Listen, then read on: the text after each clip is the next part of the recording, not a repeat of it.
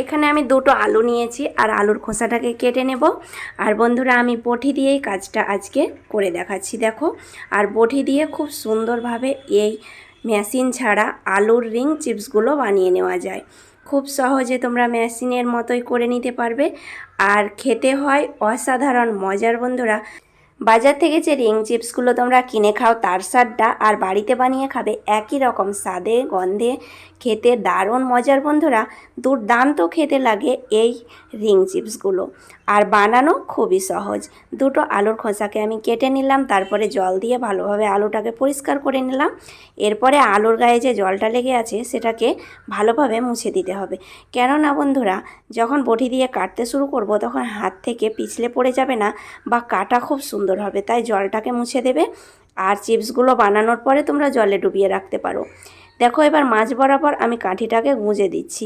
এইরকম কাঠিগুলো তোমরা কাঠি কাবাব বানাতে ব্যবহার করো, বাজার থেকে যে কোনো মুদির দোকানে পেয়ে যাবে কাঠিগুলো। এই কাঠিগুলোকে গুঁজে দেওয়ার পরে বটি দিয়ে আমি কেটে নেব। আর খুব সহজে বানিয়ে নেওয়া যায় এই রেসিপিটা, আর বানানো যেমন সহজ, খেতে সেরকমই মজার। বিকালের স্ন্যাক্স হিসাবে তোমরা খেতে পারো, বাচ্চাদেরকে বানিয়ে দেবে, কাঠি ধরে ধরে তারা খেয়ে বেড়াবে, আর স্বাদটা একেবারে অন্যরকম। এরপরে আমি যে কাজটা করছি, কেটে নিচ্ছি। দেখো কীভাবে ঘুরিয়ে ঘুরিয়ে কেটে নিচ্ছি, আর কাটার প্রসেসটা অবশ্যই তোমরা ফলো করবে।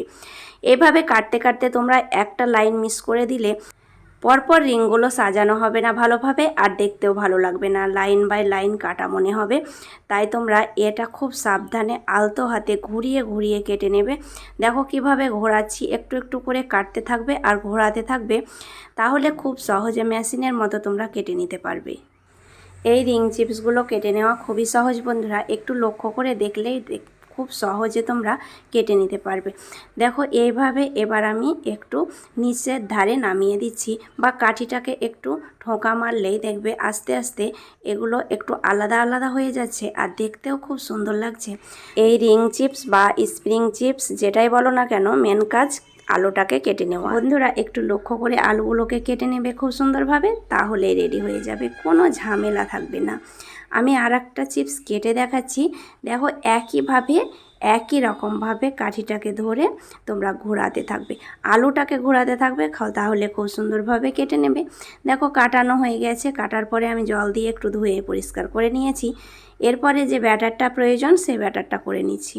দিয়ে দিলাম 5 চামচ পরিমাণে চালের গুঁড়ো, 2 চামচ পরিমাণে কর্নফ্লাওয়ার না দিলে ময়দা দেবে। দিয়ে দিচ্ছি স্বাদ মতো লবণ, আর কাশ্মীরি লাল লঙ্কার গুঁড়ো 1 চামচ। তোমরা ঝাল পছন্দ করলে গুঁড়ো লঙ্কা অ্যাড করবে, আমি বাচ্চাতে খাবে তাই দিলাম না। আধা চামচ পরিমাণে গোলমরিচ গুঁড়ো, আধা চামচ পরিমাণে চাট মশলা। এই দুটো উপকরণকেই ভালোভাবে আমি মিশিয়ে নেওয়ার পরে অল্প অল্প জল দিয়ে ব্যাটারটা ঘুলে নেব। বেশি মশলার কোনো প্রয়োজন নেই বন্ধুরা, হলুদ দেওয়ার কোনো দরকার নেই, কেননা ভাজার পরে চিপসগুলো কালার হয়ে যাবে বন্ধুরা। আর ব্যাটারটা কতটা পরিমাণ জল দিয়ে ঘুলে নিচ্ছি একটু লক্ষ্য করে দেখবে, খুব একটা পাতলাও বানাবে না আবার ঘনও না, দেখতেই পাচ্ছ এরকম ব্যাটার ঘুলে নেবে। চুলোতে তেল বসিয়ে দিয়েছি পরিমাণ মতো, তেলটা মাঝারি আছে গরম হতে থাক। অন্য সাইডে আমি আলুর চিপসগুলোর মধ্যে ব্যাটারটা লাগিয়ে নেব। দেখো কিভাবে লাগাচ্ছি, ছোট 4 চামচে এইরকমভাবে ব্যাটারটাকে লাগিয়ে নেবে। প্রত্যেকটা আলুর চিপসে যেন ব্যাটারটা ভালোভাবে লেগে থাকে, আর হালকাভাবে ব্যাটারটা এইরকমভাবেই লেগে থাকবে, যেন ব্যাটারটা চারিপাশে একটু গড়ে যায়। এরকমভাবে তোমরা আলুর প্রতিটা চিপসে ব্যাটারটা লাগিয়ে নেবে, তাহলে দেখবে খুব সুন্দরভাবে চিপসগুলো খাওয়ার সময় বেশ ভালোই লাগবে। একটু হোল্ড করলেই ঝরে যাবে। তারপরে কড়াইয়ের মধ্যে আমি দিয়ে দিলাম, তেলটা বেশ গরম হয়েছে, তারপরে চিপসগুলো দিতে হবে। আর একটাকেও আমি লাগিয়ে নিচ্ছি একইভাবে। আর অবশ্যই বন্ধুরা, লাগানোর সময় দেখবে আলুর রিংগুলোর মধ্যে যেন ব্যাটারটা লেগে থাকে, তারপর একটু ঝরিয়ে নেওয়ার পরে তেলের মধ্যে ছেড়ে দেবে। আমি দুটো চিপসই একই সঙ্গে ভেজে নিচ্ছি, আঁচটাকে একেবারে লোতেই রেখেছি, কেননা আলুগুলো ভালোভাবে যেন সেদ্ধ হয়।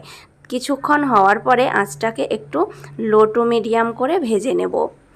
দেখো এক পাশ প্রায় হয়ে গেছে, এবার আমি তেলটাকে ওপরে একটু দিয়ে দিচ্ছি। এইভাবে চামচের মধ্যে তেলটাকে তুলে ওপরে দিলে বেশি ভাজাটা মুচমুচে হয়, তাই অবশ্যই কাজটা করে নেবে।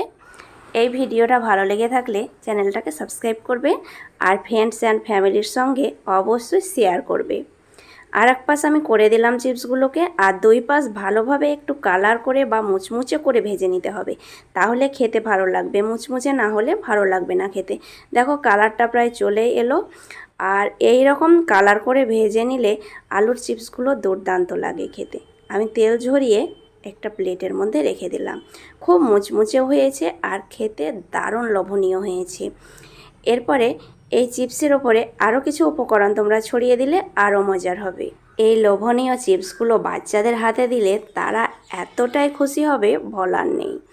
ওপরে ছড়িয়ে দিচ্ছি বিট লবণ। কিছুটা বিট লবণ দিলে আরও টেস্টটা বেড়ে যায়। আর একটু টমেটো কেচাপ। টমেটো সস দেওয়ার সঙ্গে সঙ্গেই প্লেট থেকে একে একে উঠিয়ে নেবে, দেখতেই পাবে না প্লেটের মধ্যে। আজ এই পর্যন্তই, ধন্যবাদ।